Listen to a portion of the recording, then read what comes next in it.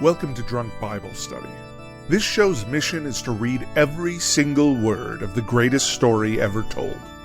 A warning to our listeners, the hosts of this show are sinners, but they're doing their best. There will be drinking and there may be some swears. They did say they'd try to keep it clean, but I wouldn't put my money on it.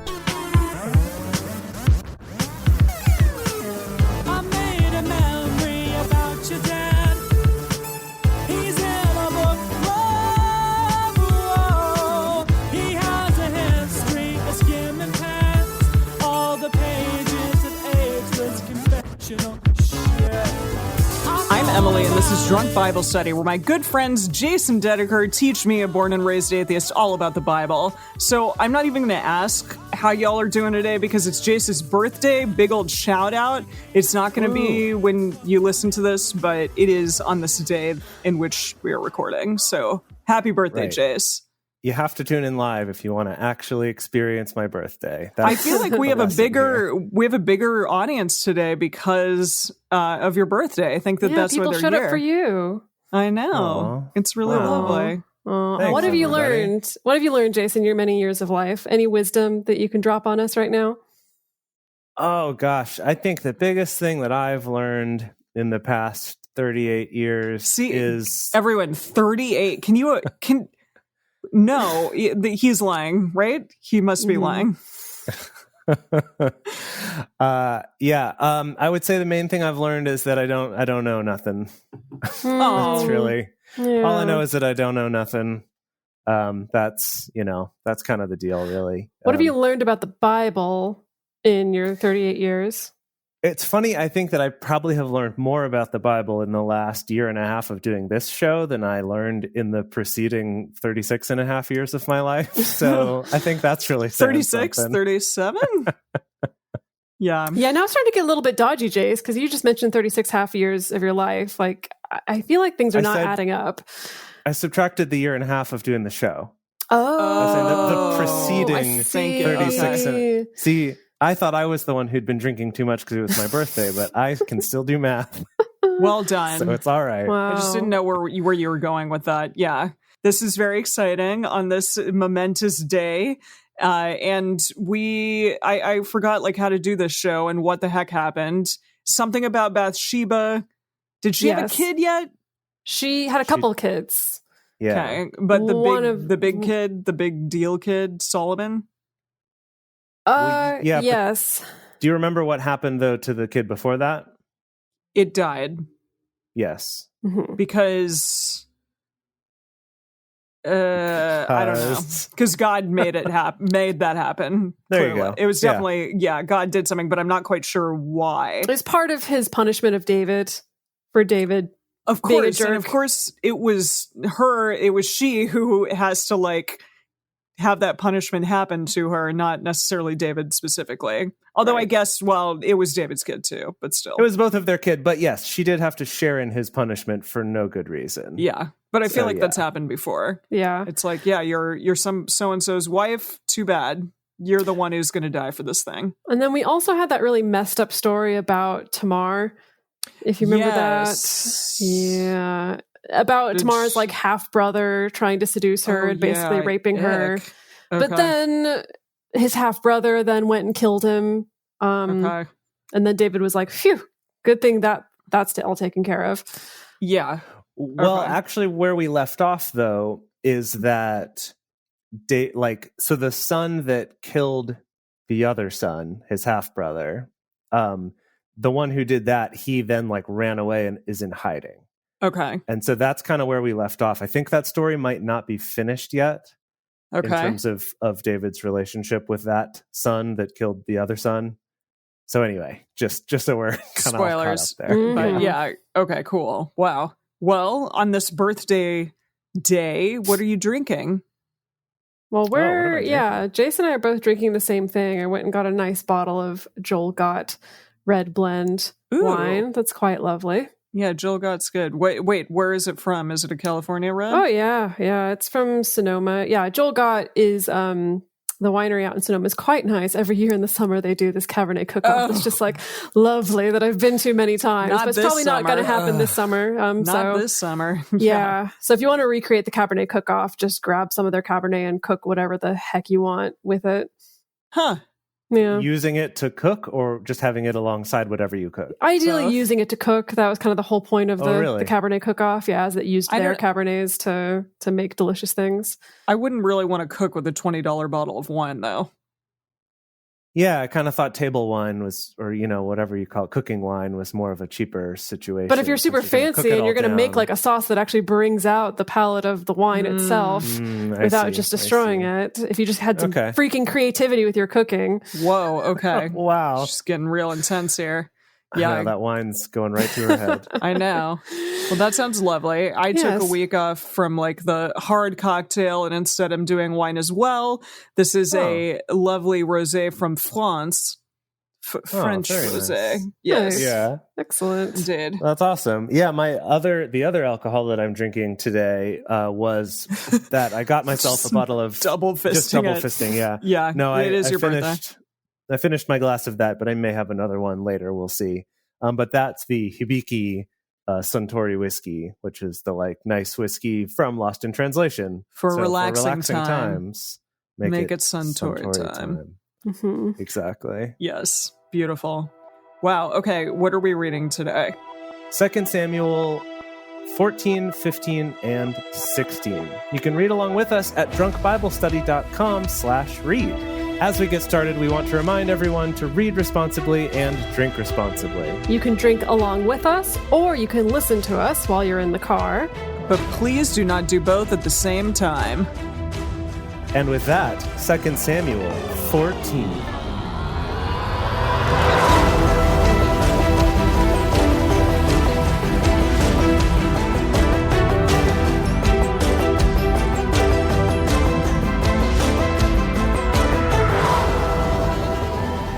Now Joab, the son of Zeruiah, perceived that the king's heart was toward Absalom. Joab sent to Tekoa and fetched there a wise woman, and said to her, "Please, act like a mourner, and put on mourning clothing.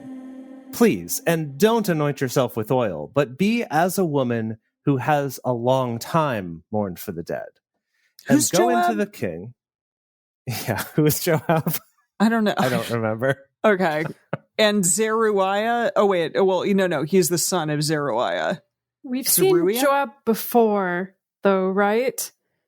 Yeah. Probably. Wikipedia tells me that he's the son of Zeruiah, who is a sister of King David. And David made him captain of his army. So Joab is right. He was David's... the army captain. Yes. I remember this now. Yes. Wasn't Joab the one who went and killed the other guy? Abner, right? Abner, yeah. Or did Abner... Yes, Joab killed Abner. You're right. Yeah, after Abner tried to switch sides from Saul to David, and he came and Joab's like, we don't trust him, and then chased him to go kill him. Yeah. Yes. Okay, so... Right, but Joab, who got rid of Uriah? Who's Uriah? Uriah was the husband of Bathsheba. Oh, right. Oh, yikes. Yes. He was the one who sent the message back being like, we lost this battle, but if David gets upset, make sure you tell him, but Uriah died. Uriah's dead. We're fine. So. Okay. It's all coming back. Boy, oh boy. Yeah, it's a week. I can't keep this in my head regardless, but a week like really, really screws with me. Yeah. Okay. So he's saying to dress like you're mourning, but don't put oil on yourself. Be as if you've been mourning for a long time. And go into the king and speak on this manner to him. So Joab put the words into her mouth. When the woman of Tekoa spoke to the king, she fell on her face to the ground. I think we should drink for falling on your face. Oh, definitely. That's one we always love. Yeah. I love it. It's just such a funny visual. It is. Okay. She fell on her face to the ground and did obeisance and said, "Help, O king." The king said to her, "What ails you?" She answered, "Of a truth, I am a widow, and my husband is dead. Your handmaid had 2 sons, and they 2 strove together in the field, and there was none to part them. but the one struck the other and killed him. Whoa. Sort of a Cain and Abel situation there. Wait, who are they talking about? This is a made-up woman, story. Yeah, this woman is telling this story that was put into her mouth by Joab. Oh. Cool. Right. So Joab hired this local community theater actress to do this role. Be like, okay, I know you're King. You're right in the middle of rehearsals for Pippin, but please just just do this side gig really quick. I saw these two men together and they died. Okay. Cool. Okay, so her sons is what she means. That she had two sons, one killed the other, also her husband's dead. Okay. Behold, the whole family is risen against your handmaid, and they say, deliver him who struck his brother, that we may kill him for the life of his brother that we may kill him for the life of his brother whom he killed, and so destroy the heir also. Thus will they quench my coal which is left, and will leave to my husband neither name nor remainder on the surface of the earth. All right. So she's making there's a lot to unpack here. So she's making the case that, like, okay, one of my sons killed his brother, and now the community is calling for the murderer to also be murdered. But if I murder the murderer, then I won't have any sons.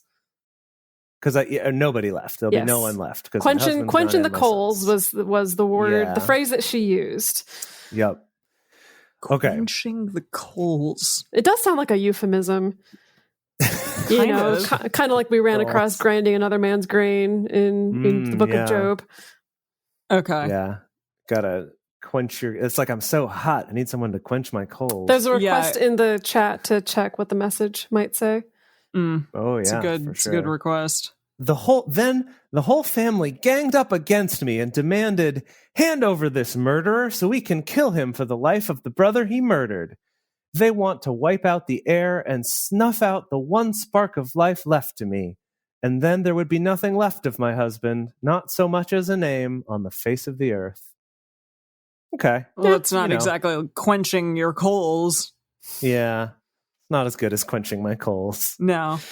Okay. The king said to the woman, go to your house, and I will give charge concerning you. The woman of Tekoa said to the king, my lord, O king, the iniquity be on me and on my father's house, and the king and his throne be guiltless. Okay. The king said, whoever says anything to you, bring him to me, and he shall not touch you any more. Okay. Then she said, please let the king remember that Yahweh your God, please let the king remember Yahweh your God, that the avenger of blood destroy He's back! not anymore. Jeremy Renner. This is Jeremy Renner? Back. Yep. Does Jeremy Renner just like make an appearance like all through the Bible? I think we've talked about this before, but I have no memory of the Avenger of Blood being a thing whatsoever, and I am loving this. Oh my gosh. It's this recurring character. Yeah. He's just always in the background. So many generations of Jeremy Renner just lurking, ready to avenge some blood. I feel like Jeremy Renner is just like he is also like a demigod or something, so he just doesn't age. Yeah, or an angel or a spirit or something like that. Yeah, I like that. He's gotta be. Yeah. Yeah. Okay, so the question is this, someone in the chat asked, is this another setup like Nathan the prophet did with the story about the sheep and the lamb with David? I think so. It seems like, because the setup was that Joab wanted to know what David thinks about the situation with his own son, I guess. I'll bet you that he's probably trying to set up that a similar scenario. Yes, that makes sense. Yeah. Okay. Wow. A brother killing another. Yeah. Wow. Okay. So he says, don't nobody mess with you. And then she says, please let the king remember Yahweh your God, that the avenger of blood destroy not any more, lest they destroy my son. He said, as Yahweh lives, there shall not one hair of your son fall to the earth. I doubt that somehow. I think a couple are going to fall to the earth. Right. David's promising a cure for baldness. Love it. Yeah. Then the woman said, please let your handmaid speak a word to my lord the king. Is she saying that she's the handmaid? Yes. Okay. Yeah.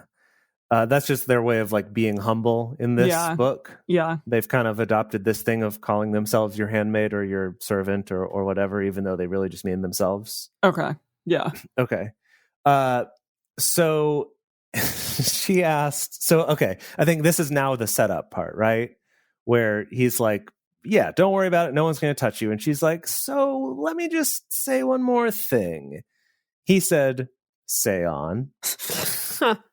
The woman said, why then have you devised such a thing against the people of God? For in speaking this word, the king is as one who is guilty, in that the king does not bring home again his banished one. For who is she talking about? David's son who killed the other son that raped for his raping daughter. Tamar. Yes. Okay. Absalom. Yeah. Absalom. Yes. Thank you. I'm really glad that the people in the chat know more about this book than we do, and they can be like, this guy, that person. It's very helpful. Thank you. Okay, so I'm looking in the message here. Let the king invoke the name of God, said the woman. So this self-styled vigilante is what it says instead of the Avenger of Blood. So this self-styled vigilante won't ruin everything, to say nothing of killing my son. Boy, message, really? Okay. So then the woman says, why then have you done this very thing against God's people? In his verdict, the king convicts himself by not bringing home his exiled son. So he's saying, if you think it's okay to protect this particular son of mine, then why are you not protecting your own son and letting him be exiled? Yeah, exactly. For we must needs die. The message says that because we all die sometimes. Wait, is that sometimes. Sometimes we live and sometimes we die. Sometimes we die. Yeah. We all die sometime. I just put the S on the end. So amazing that how the S changes the nuance of that. It does. really does. Okay. For we must needs die, and are as water split on the ground, which can't be gathered up again. Neither does God take away life, but devises means that he who is banished not be an outcast from him. Now, therefore, seeing that I have come to speak this word to my lord the king, it is because the people have made me afraid. And your handmaid said, I will now speak to the king. It may be that the king will perform the request of his servant. For the king will hear to deliver his servant out of the hand of the man who would destroy me and my son together out of the inheritance of God. She's like recapping the whole story that just happened. Well, we haven't had that in a while, so we needed it. Yeah. That's true. They're like, I know y'all zoned out for that one, so here's what happened. Yeah. Then your handmaid said, please let the word of my lord the king be comfortable, for as an angel of God, so is my lord the king to discern good and bad, and Yahweh your God be with you. We do need to drink for recapping and repetition. We do, even though no idea what just happened. Then the king answered the woman, please don't hide anything from me that I shall ask you. The woman said, let my lord the king now speak. The king said, is the hand of Joab with you in all this? He knows. He knows. Joab was the one who sent this lady, who hired this community theater actor. But who is he? He's the captain. Commander of the army. Sorry, thank you. So David is keen. He is like, I'm catching on here. Yeah. Okay. He's a clever boy. Is the hand of Joab with you in all this? She's like, no. She's like, why didn't I take more improv classes? Yeah. The woman answered, as your soul lives, my lord the king, none can turn to the right hand or to the left hand from anything that my lord the king has spoken. For your servant Joab, he bade me, and he put all these words in the mouth of your handmaid. Oh, she just broke. She just broke. Yeah, well, terrible actor. Terrible. She's not in on it. She's just an actor who's been She was hired. And now the hired for a king job. and the king's accusing you of lying. She's not going to get she's not going to get paid for this. That's fair. You're Exactly. like, oh, is it going to be 10 denarii or is it going to be my life? That makes sense. Exactly. Okay. Exactly. I suppose you're right. Yeah. Boy, what Dedeker, that was a deep future cut that you were Yeah, I making know, there with your I know. 10 denarii.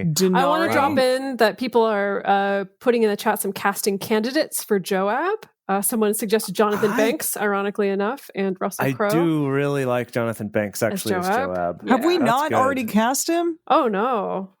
Not Joab. No, I don't think so. No, We've I mean talked about it Jonathan in Banks. the past. We've talked about it in the past. He's come up as a candidate before, but No, we talked about casting Joab as the one of the Jonathan kings Banks? that David was pulling the wool over. Yeah, Jonathan Banks. But we were like, no, Jonathan Banks would never be tricked. He's always one step ahead of everyone else. that's why we cast Lalo Salamanca instead.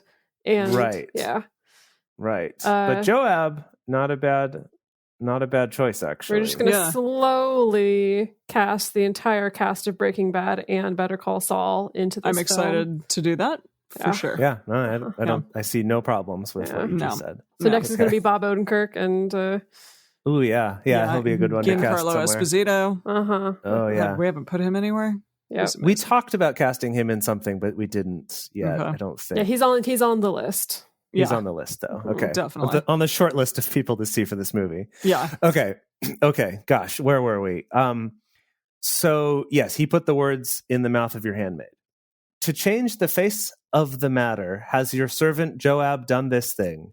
And my Lord is wise, according to the wisdom of an angel of God, to know all things that are in the earth. She's really Now trying she's to like, sucking up to him. Yeah. please don't kill me.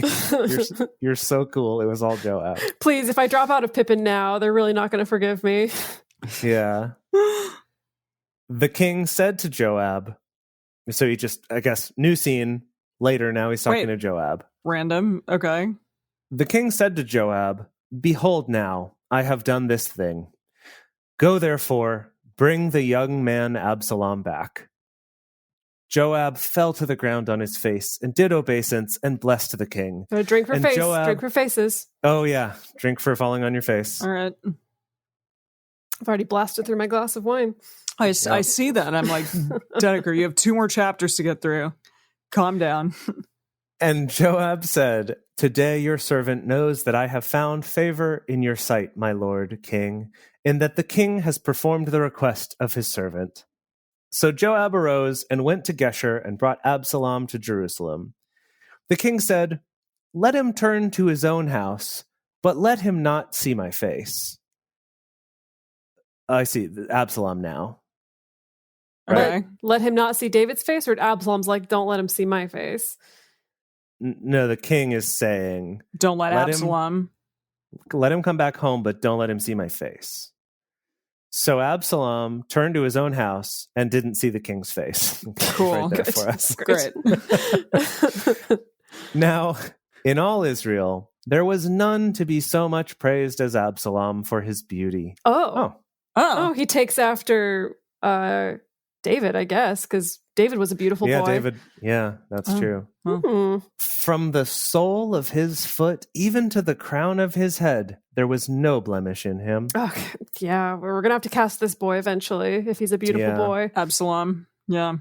When he cut the hair of his head, now it was at every year's end that he cut it, because it was heavy on him, therefore he cut it. I know all about that. That's why I got my hair cut. Yes. He weighed the hair of his head at 200 shekels after the king's weight. We got it. All right. Okay. I need a weight conversion right now. I need to know how much hair he hacked off of his head. Look that up. Wait, how much 200 shekels is worth? Yeah, how heavy is 200 shekels? Probably fairly heavy. 5 pounds? Weight of a shekel is 17 grams. So somebody said 5 pounds. 200 That's a lot. Times For hair? 17.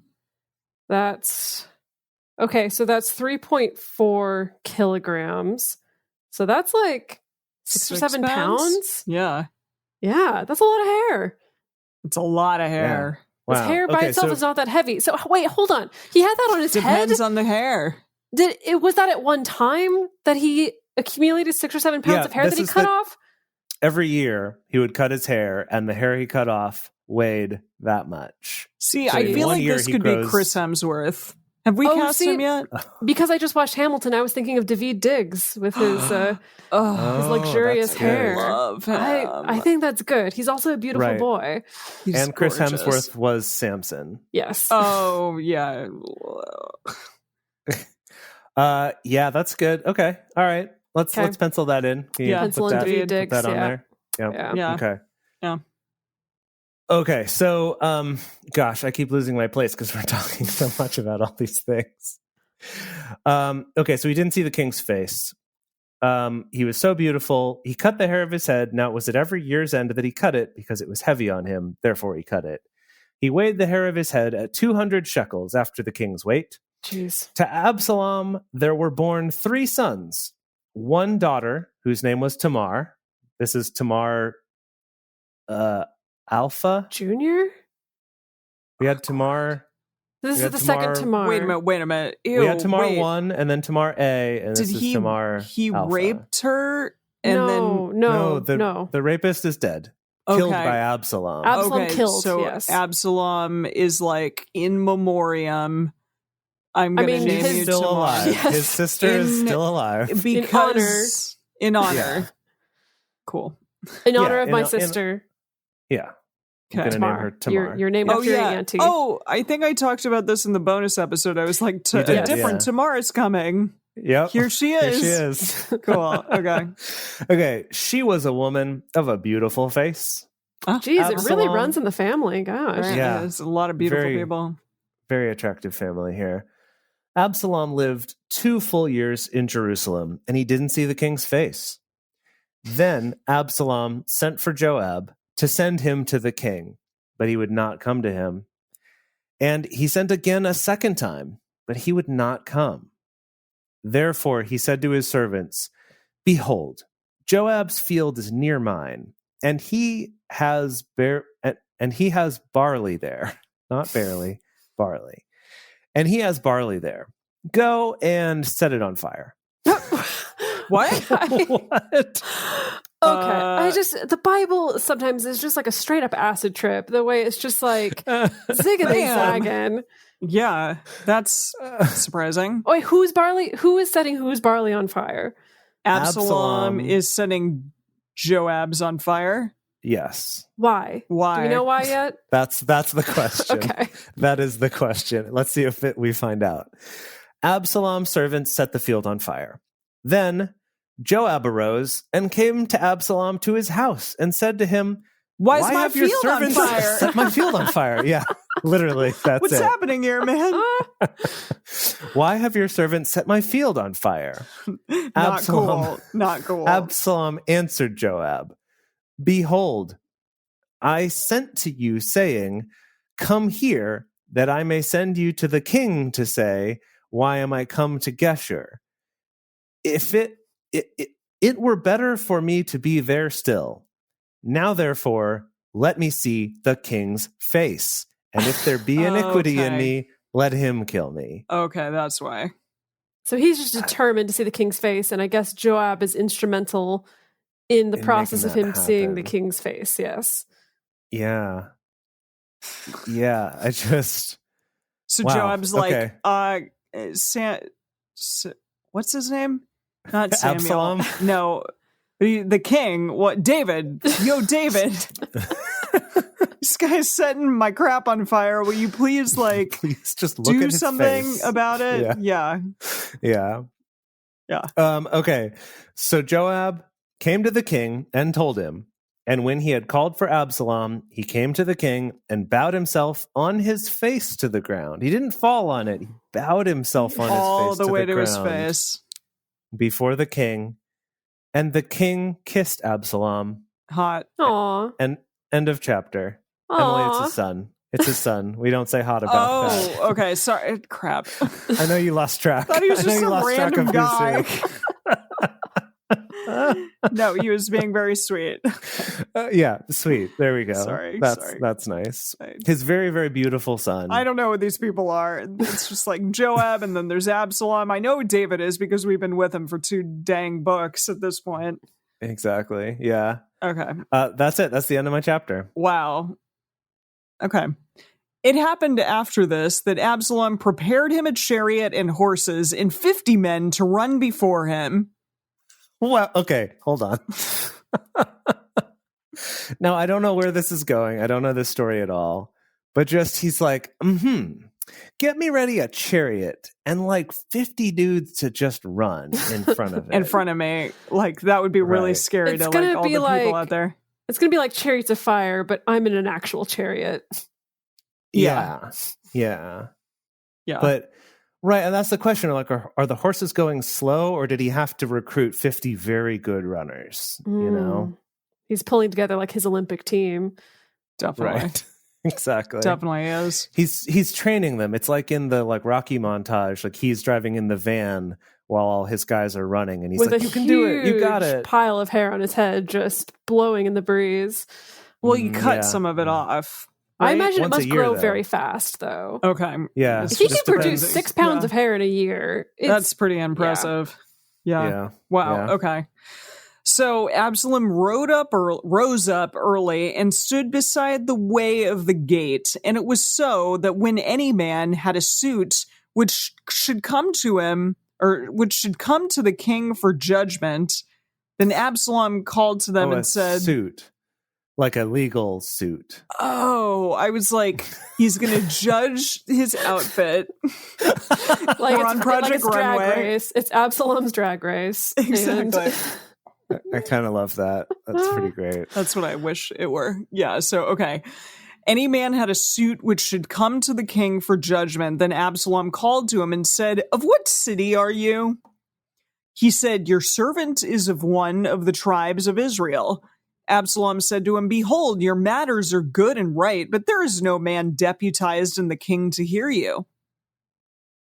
Absalom, What? I don't know. Okay, keep going. Maybe it'll make sense. Absalom said, moreover, "Oh, that I were made judge in this land, that every man who has any suit or cause might come to me, and I would do him justice." All right, so Absalom's got his eyes on the prize of becoming a judge. I guess so. Okay. Yeah. That feels like a downgrade. You're already a prince, basically. Now, why would you want to take on judging responsibilities? He's not first in line, though, is he? I don't think so. I mean, that's a great question. We have no idea the order of these sons, I guess. Yeah. But yeah, but I don't think he is the heir to the throne. But yeah, he's a prince. But maybe a judge is a good thing, or he just wants political power. Yeah. And as a prince, all you get is, tabloids talking about who you're dating. You don't really get like political sway. No, yeah, that's true. Totally. Yeah, I mean, he does get 50 people to run in front of him. That's pretty cool. Right. I just looked this up in the message, and so it's that situation you described where he'd like wait out front of the trials, the courtroom, and he'd go, "Look, you've got a strong case, but the king isn't going to listen to you." Then he'd say, "Why doesn't someone make me a judge for this country? Anybody with a case could bring it to me, and I'd settle things fair and square." Mm-hmm. So he's just kind of pitching himself to all to who? to the 50 oily jocks that are running in front of him. It's like, no, this guys, is to everyone who comes to the courtroom. That too. He would stand out front and be like, "Sorry, it's all booked up, but vote for me at your next, judge election." I just assumed his 50 boys were always hanging out. That's his entourage. It's definitely his entourage. Yeah, they're all behind him being like, yeah. They're his hype men. They're like, yeah. Yeah, they're definitely. He's great. Oh my gosh. Okay. So, okay, of what city are you? Wait, did I go there? Yeah. Yeah, you're past that. Okay. Absalom said to him, "Behold, your matters are good and right, but there is no man deputized of the king to hear you." Absalom said, moreover, "Oh, that I were made a judge in this land, that every man who has any suit or cause might come to me, and I would do him justice." It was so that when any man came near him to do obeisance, he put forth his hand and took hold of him and kissed him. Mwah. Wow. In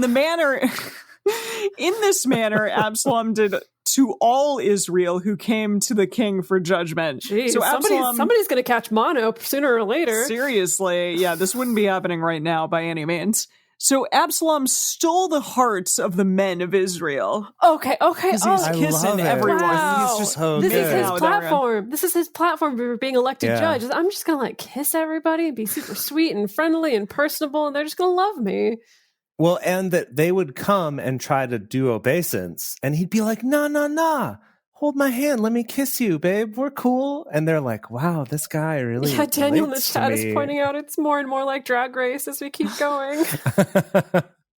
Okay, Absalom's Drag Race. I like this a lot. Wow. Okay. It happened at the end of 40 years that Absalom said to the king, please I know. And 40 years later. The Message and the NIV both say 4 years. Oh. But the Jewish Bible and the King James both say 40. Huh. So That's apparently big this is a difference. contested, this is a hotly contested issue here. I feel like David 4 makes more sense. Yeah, I feel like David would be soups old after 40 years. And 40 years is a long time to be doing this campaign to try to become a judge. It's a lot of I think kissing. he'd get over it, at some point. Well, we'll go with what this says. It happened at the end of 40 years that Absalom said to the king, please let me go and pay my vow, which I have vowed to Yahweh in Hebron. For your servant vowed a vow while I abode in Geshur in Syria, saying, if Yahweh shall indeed bring me again to Jerusalem, then I will serve Yahweh. The king said to him, go in peace. So he arose and went to Hebron. But Absalom sent spies throughout all the tribes of Israel, saying, as soon as you hear the sound of the trumpet, then you shall say, Absalom is king in Hebron.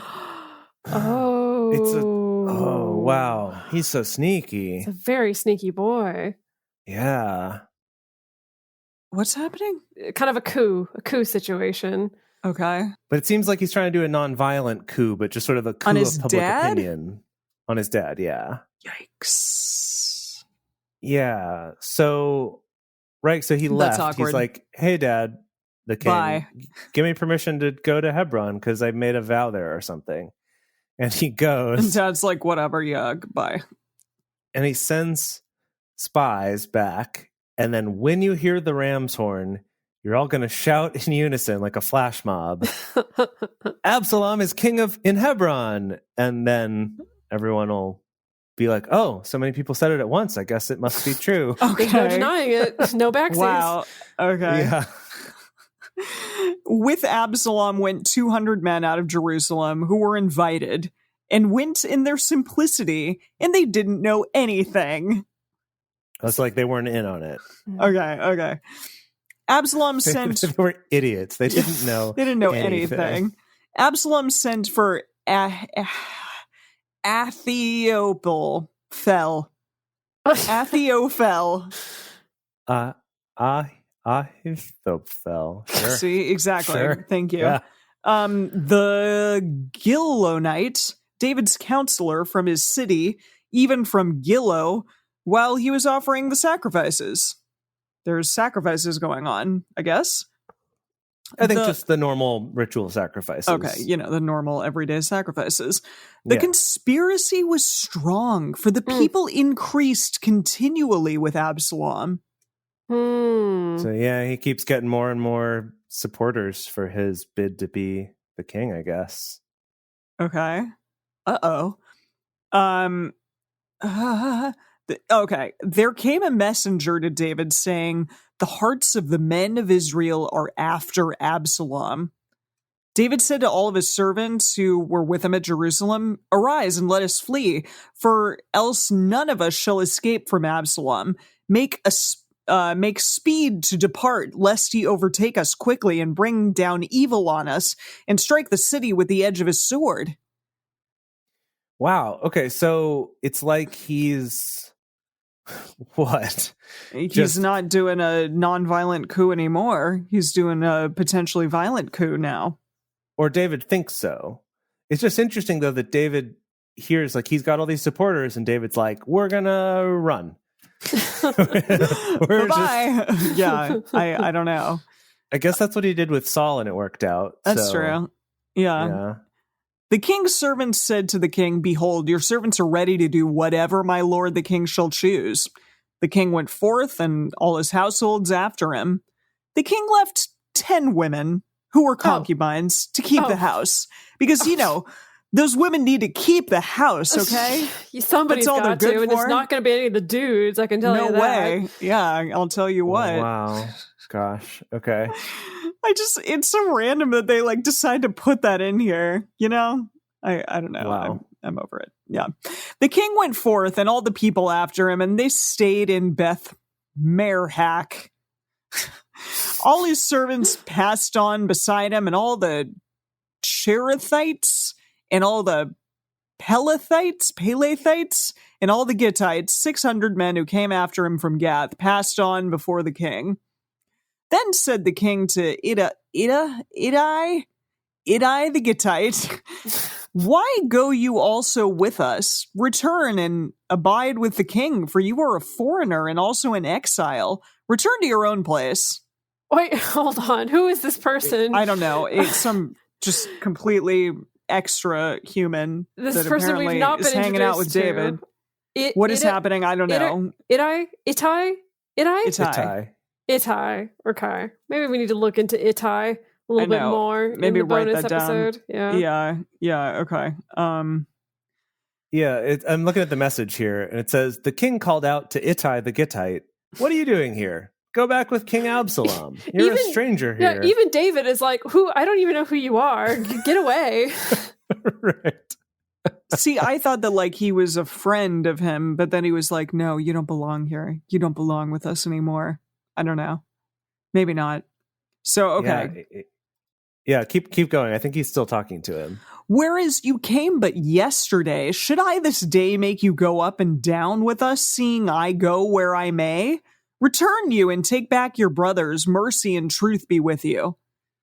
Ittai answered the king and said, "As Yahweh lives and as my lord the king lives, surely in what place my lord the king shall be, whether for death or for life, even there also will your servant be." This guy showed up yesterday. Did I hear that correctly? That's kind of what it sounded like. I'm assuming that's metaphorical yesterday. You've only been here a little bit. Maybe it's literally yesterday. I just assumed. You're the one who, can't really do time periods very well, Jace. You're like, the other day, 7 years ago. The other day.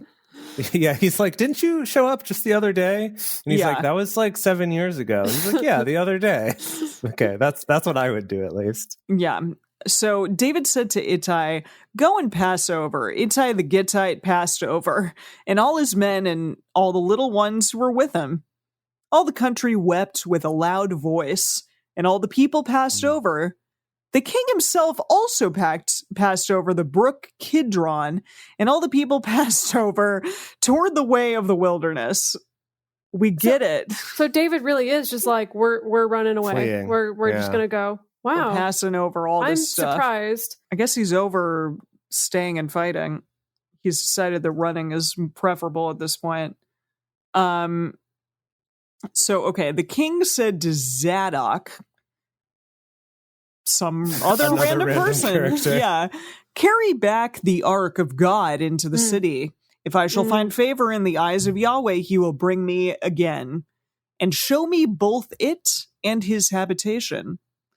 But if he says thus, I have no delight in you, behold, here I am, let him do to me as seems good to him." Okay. Cool. The king also said also to Zadok, the priest, okay, this guy's a priest, thank you. Oh, okay, good. For letting us know. Aren't you a seer? Return into the city in peace, and your 2 sons with you. Ahimaaz, your son, and Jonathan, the son of Abithar. Oh god, that's too many names. Yes, I'm it is. So confused. Yeah. Okay. So there's Jonathan the second, not related to Jonathan the first. Right. This is Jonathan A. Sure. And there's right. Zima A because he's the son of David. And Jonathan 1 was the one that David was in love with? Yes, correct. Yes. Okay. Emily, this is your ridiculous naming convention you came up with. I don't know who we're talking about at this point. Yeah, sure. Jonathan 1 is like Jonathan Prime. Jonathan Prime is the one who was in love with David. Yeah. And this is Jonathan A, who I have no idea who he is. Not a clue. Just another Jonathan. It says he's the son. No, it says he's the son of Abithar. Oh, okay. Ahima is your son, and Jonathan the son of Abithar. Okay. Sure. All right. Yeah. It's confusing. Yes. Behold, I will stay at the fords of the wilderness until word comes from you to inform me. Zadok, therefore, and Abithar carried the ark of God again to Jerusalem, and they abode there. Zadok, therefore, and Abithar carried the... Yeah, he was the ones he was talking to, and he told them, go take the ark back into the city. Because I guess it's outside of the city. I didn't realize it ever left. But, I mean, maybe they take that thing on a roadshow or something. Yeah. Yeah, I'm assuming they had it with them. And then he's like, no, actually bring that back in. Actually, that's going to kill everyone. You need to put that away. Put that away. Yikes. Yeah. Okay. David went up by the ascent of the Mount of Olives and wept as he went up, and he had his head covered and went barefoot, and all the people who were with him covered every man his head, and they went up weeping as they went up. Everyone's crying on this olive mountain. Yeah. And eating olives. It's tasty, but it's olives sad. And crying at the same time. It's tasty, but sad. Yeah. Okay. One told David, saying, oh boy, Ahithophel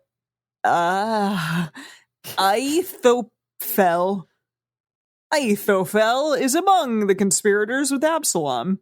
David said, no. Oh boy. David said, Yahweh, please turn the counsel of Ahithophel into foolishness. It happened that when... Yes? Was this Ahithophel with him? Yes. Yeah, he's with his group. He's with him, and he's finding that there's a rat in the ranks. I see. Okay. Cool. Okay. Yeah.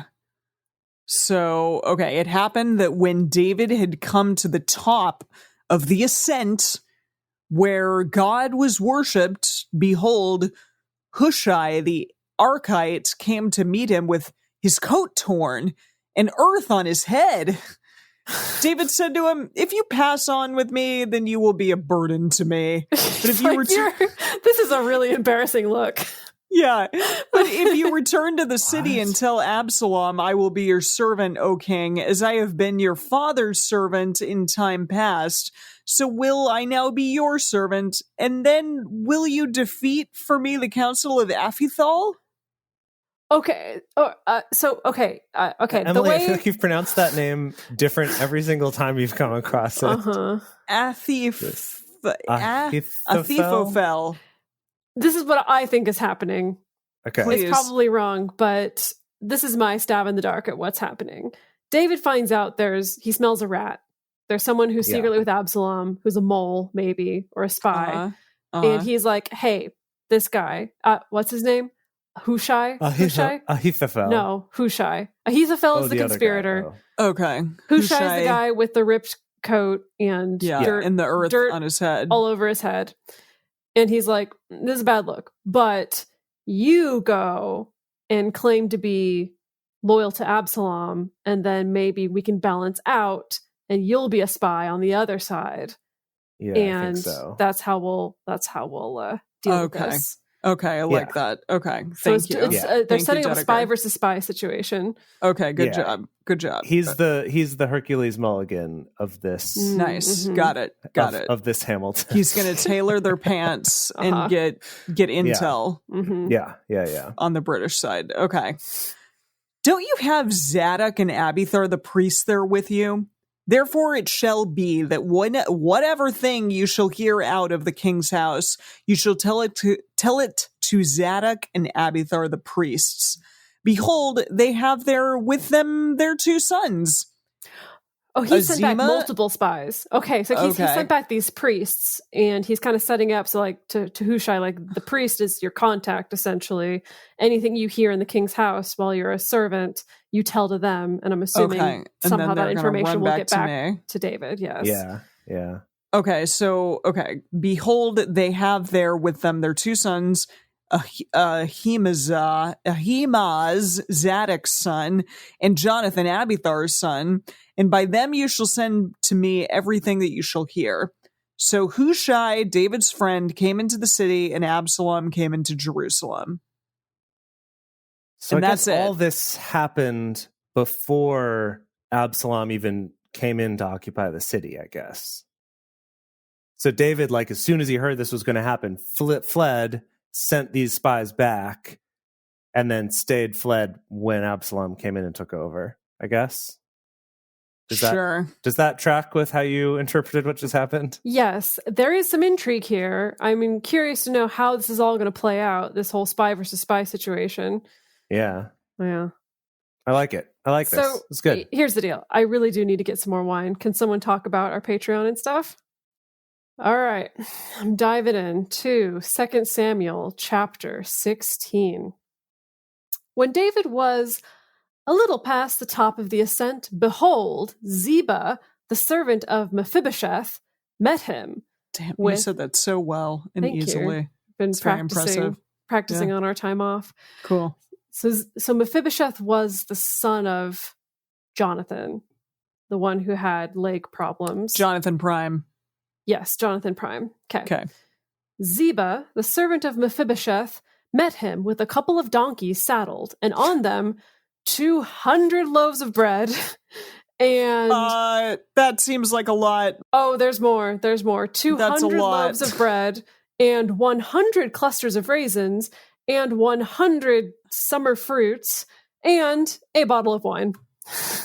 I love how it's always like, and one bottle of wine. Not nearly enough wine. Jeez. Yeah, this reminds me a lot of when, I blanked on her name already. Abigail brought just the 2 bottles of wine for 500 dudes. Yeah, seriously. Yeah. What do you think summer fruits are? A thimble worth of wine. Does the message make a choice of fruits? Let's see. No, it just says 100 baskets of fresh fruit. Okay, all right. So maybe some NIV baskets, some cornucopias, a variety of fruits. The NIV says 200 loaves of bread, 100 cakes of raisins, 100 cakes of figs, and a skin of wine. Oh, so they say figs specifically. So NIV chose figs, yeah. All right, okay. The king said to Ziba, "What do you mean by these?" Ziba said, "What's this?" "The donkeys are for the king's household to ride on, and the bread and summer fruit for the young men to eat, and the wine that such as are faint in the wilderness may drink." So it's a little bit of like a pick-me-up, I suppose. Yeah. I'm sorry, if I were faint in the wilderness, wine is not what I would go for. I mean, if there was no water, if that was the only liquid being offered to me, I would probably drink it, but not my first choice by any means. It would not be a thirst quencher by any means. No. The king said, "Where is your master's son?"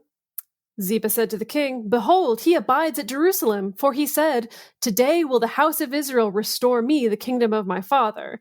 I think he means Jonathan. I think Mephibosheth's feeling like he's going to get his own. He's going to get his comeuppance here. Wow. Okay. Yeah. Then said the king to Ziba, "Behold, all that pertains to Mephibosheth is yours." Ziba said, "I do obeisance. Let me find favor in your sight, my lord, O king." Okay, so just to be clear here, am I getting the impression then that Mephibosheth, who is the kid with the crippled legs, mm-hmm. who was Jonathan's grandson, son, that he has sort of turned against David, but that his servant Ziba came, and so David's like, "Okay, Ziba, everything that he had that I gave to him, it's yours now. Screw that guy." That's what it sounds like, certainly. Huh. It does, yeah. Okay.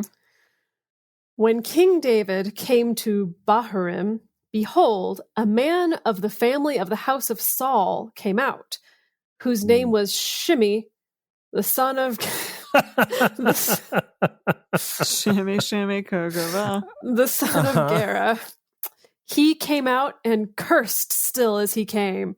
He cast stones at David and at all the servants of King David, and all the people and all the mighty men were on his right hand and on his left.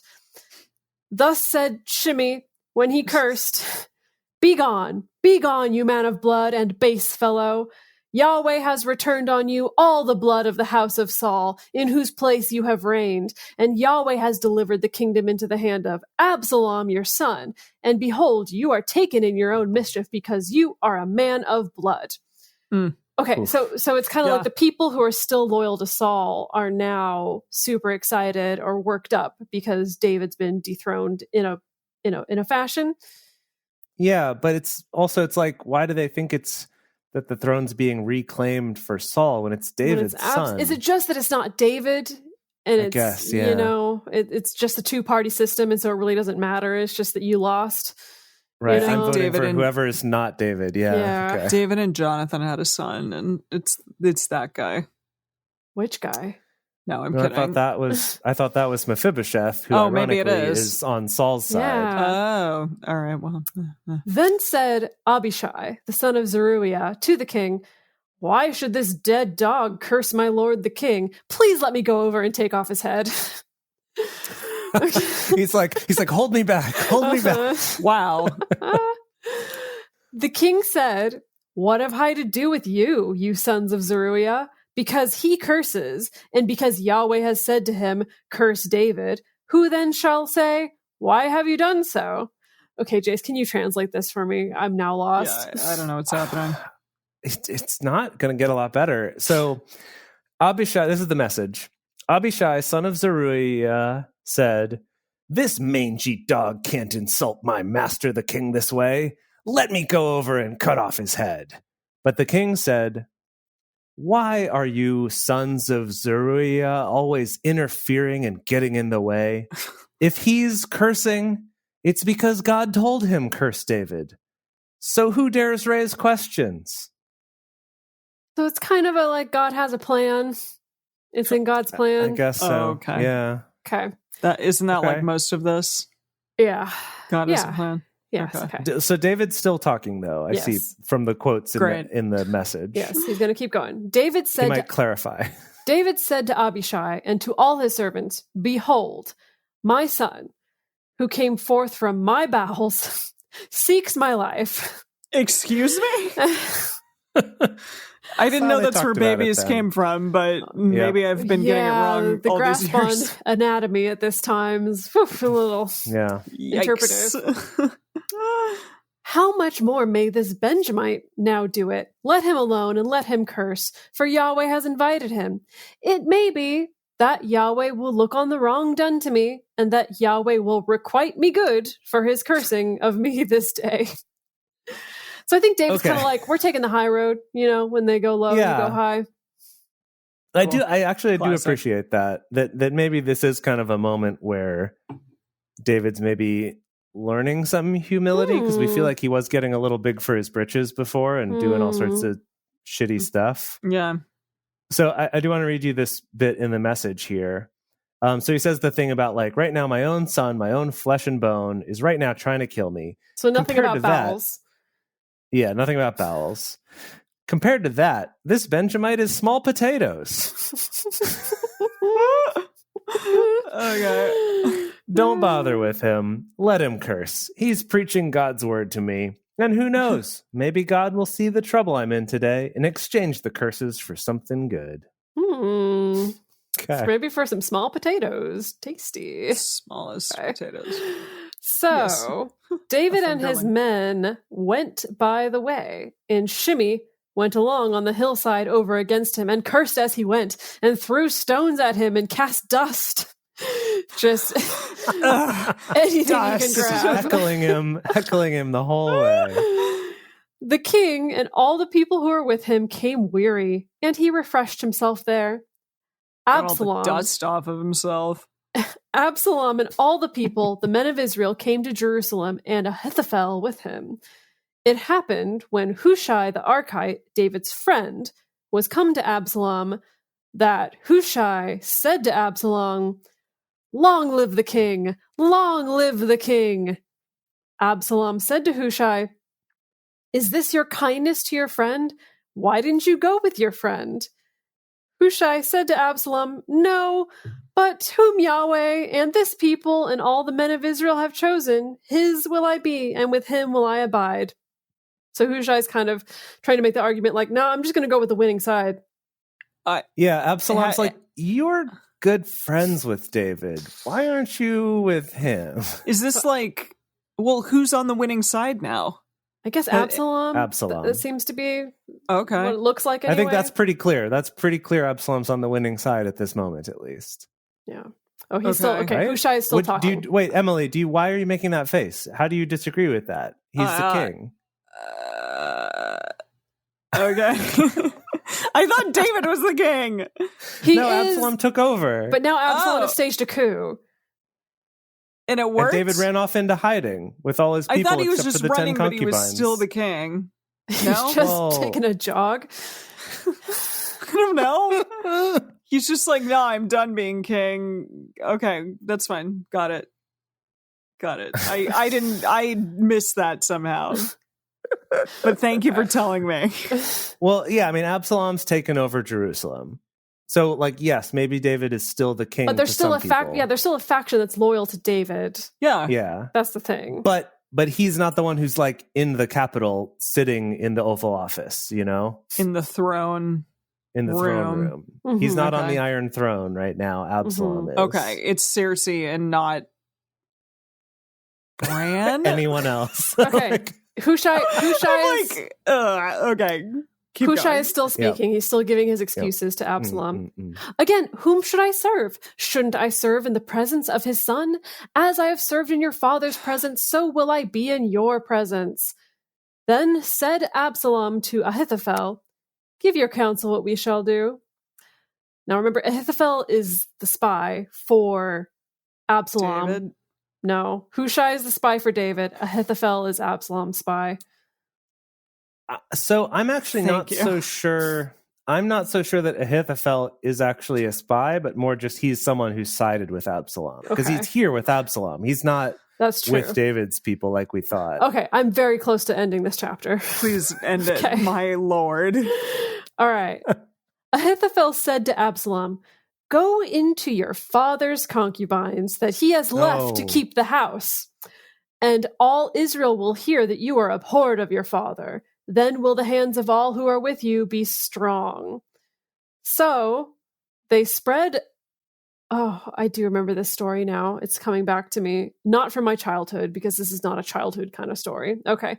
So they spread Absalom a tent on the top of the house, and Absalom went in to his father's concubines in the sight of all Israel. Wait a minute. Did he do it with all 10 concubines on the roof so that everyone could see? Yes. Yeah, public show. Yeah. Yes. Yeah. Making sure everyone knows that he's now... Is he just... So it's like when a cat is dominating another cat and like sticking his face in the other cat's ass. That's what's happening right now? Hold on. Emily, what? What are you talking about? It's a show of dominance over the old king that he's doing the old king's concubines? Yes, but the cats and asses, what? Yeah, what? I mean, they're dominating each other. Who is but who? The cats Who's are much less upsetting. Party? No, I know it's not upsetting. Here. I'm just trying to like... Okay, you're disassociating and you're trying to imagine them as cats so that you don't have to think about the horrible, horrible thing that's happening right now in the story. Which is just saying it's a dominance thing. Yes, he's dominating. He's doing his father's concubines that were left behind to mind the house, and he's making sure everyone sees it so that everyone knows how much he abhors his father. Yes. Jeez. I have one last verse. Okay, just say it. The counsel of Ahithophel, which he gave in those days, was as if a man inquired at the oracle of God. So was all the counsel of Ahithophel, both with David and with Absalom. Well, that cleared things up. No, it didn't. What? That's the end. So, yeah, that last bit, I guess we didn't know this, but we're sort of getting some backstory that Ahithophel is like very much his counsel's taken very seriously. They said it's like as if an oracle had asked Yahweh and Yahweh said to do this. So I think this is maybe setting us up for what Hushai. Hushai is going to try to compromise Ahithophel's counsel, right? That's his mission, is to like go and sort of screw up Ahithophel. He's trying to screw up his thing. So I think we're kind of setting that up, that Ahithophel is like so well respected. Okay. Everyone will do what he says. And always. So Hushai is going to try to sabotage that. I think that's what we're setting up. Yeah. You think? Yeah. That was a lot. That was a lot of developments. Now I understand why they even like mentioned the concubines, because they had to like circle back. Yeah, that's true. Had to set that up. Okay. Good storytelling. There's a lot of raping in the Bible. It's very upsetting. Yeah. Yeah. Yes. So, okay. When people were like, oh, I know this story. It was just me. I definitely didn't learn this story as a child because it's, way too sensitive material to explain to a child. I didn't really hear the story of the fact that David's own son tried to overthrow him. I don't remember learning that. Yeah. I learned this story much later on, and I think it was part of a like crazy stuff that's in the Bible. This whole like weird public raping thing that happened with David's concubines by his own son. Right. Yeah. Yeah, and I guess the thing that's always hard to understand with the Bible is like, okay, if this were to happen, the one thing that's hard to understand in the Bible. Yeah, one thing, the one and only thing, yeah, is that if this were to happen in a movie or a TV show today, it would be very clear to us, the audience, like, the purpose of that is so that we know that Absalom is terrible, and therefore anything that happens to him, we don't have to feel bad about. But in the Bible, I don't always know that that's what they're saying. And so I do think he is going to get his comeuppance, since I don't remember a lot of stories about King Absalom being a great king and everything. So I don't know. It's just interesting that they're setting up that story as if it were like that thing at the beginning of an episode of a TV show where the villain does just some horrible random thing that doesn't seem justified at all. Mm-hmm. And you're like, why did they do that? And it's like, oh, right, because the writers just needed to quickly get us on board with killing this person. Right, we need to shut off that empathy valve really quickly. Right, interesting. Exactly. Okay. And Lisa in the chat is pointing out a good question, which is like, what are David's 89 other sons doing right now? Hanging out. It is weird. Well, he's down to 88 because his one son who raped Tamar is dead. So that's true. Right. Wow. But both of these sons are like not great. Solomon has to save the day. Yeah, maybe that's what we're setting. It's not up. a bad theory. Solomon's not a bad theory. Finally gonna get it right. Yeah. All right. Boy. Well, that was the thing. That was exciting. I have no idea what's going to happen next week, except for I'm assuming we'll reach some sort of maybe conclusion to this story. Maybe. Or it'll just be a continuation. I do feel like the last couple episodes, maybe 3 episodes, have followed a nice sort of TV trajectory where we sort of wrap up the one story and then we start another one. And then the next one kind of wraps that up and then starts a new one. Mm-hmm. So it's actually not bad. Not bad. So, come back next week to tune in and get to find out what happens. How does this dastardly foe Absalom get his comeuppance? Tune in but very next beautiful, week. Very beautiful boy. Very beautiful. Oh, so beautiful. Like so hot, but like super evil. Mm-hmm. Super evil. Think like Zachary Quinto's character on Heroes. Yes. Also Ben Barnes's character in Westworld and not Preacher. What's the other one? The other, no not idea. Predator. The Predator? No, not Predator. Maybe it starts with a P and it's on Netflix and it had 2 seasons. Ben Barnes was the bad guy in both of those. But yeah, totally. Good looking and terrible. Yeah. All right. If you want to find out what happens, tune in. Same drunk time, same drunk channel next week. We will see you here for the live show at drunkbiblestudy.com/live, or you can catch it on your podcasting app on Wednesdays. Thank you all for joining us for Bible study today. If you want even more Drunk Bible Study, including ad-free episodes, early releases, personal toasts on the show, and more, become one of our patrons at patreon.com/drunkbiblestudy. If you enjoy the show, take a moment to subscribe and then write us a nice review on iTunes or on Stitcher, letting other people know what you like about it. You can also join fellow listeners in the Drunk Bible Study Fans and Fellowship Facebook group. Find us on Twitter at Drunk Bible Cast, on Instagram at Drunk Bible Study, or send us an email to info@drunkbiblestudy.com.